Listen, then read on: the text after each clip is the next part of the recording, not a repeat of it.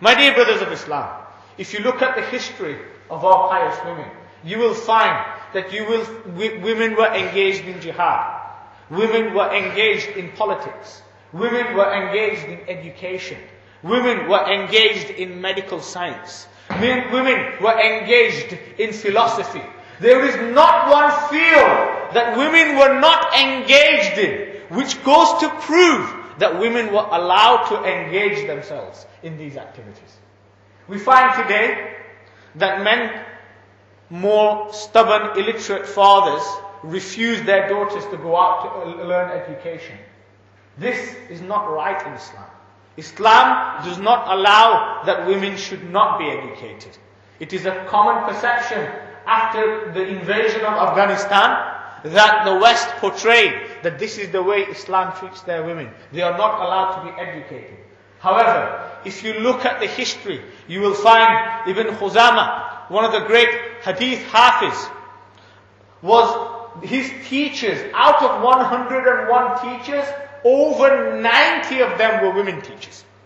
Over 90 of them were women teachers. Allama ibn Hajar al-Asqalani, rahimahumullah, one of the greatest masters of hadith, explains that one of his greatest teachers was an eye surgeon, and she was a woman. A woman teacher for one of these great scholars. My dear brothers of Islam, Hazrat Umar ibn al-Khattab radiallahu ta'ala anhu, one of the greatest caliphs of Islam, one of the greatest warriors of Islam, one of the greatest companions of the Prophet sallallahu alaihi wasallam, used to go for advice to Hazrat Shifa bint Abdullah radiallahu ta'ala anha, for political advice, to ask her what her opinion was when their political situation arose. Now you find yourself, used to go to advice to a woman, Hazrat Umar radiallahu ta'ala anha, one of the greatest, whom everyone used to go to him for advice. And yet Umar radiallahu ta'ala anha did not feel that it was low for him to go to a woman to ask for advice. So you find from that when it came to the political system, Islam did not forbid women from being involved. Islam did not say to women, you are but women who will bear children in the home and stay in your home and look after children, full stop. That is your duty fulfilled. Islam did not say that. However, what Islam did say was that women had a specific responsibility, in the same way as men had a specific responsibility. My dear brothers of Islam, I have yet to see a household where there is a pious woman, a woman who observes the hijab, a woman who prays 5 times a day, a woman who respects her husband, a woman who looks after her parents, a woman who takes care of her children. I have yet to see that her children have become astray. I have seen many men who are pious, who are good people, but their children have gone astray. But I have yet to see good women who have fulfilled their responsibility, and yet their children have gone totally astray. Why?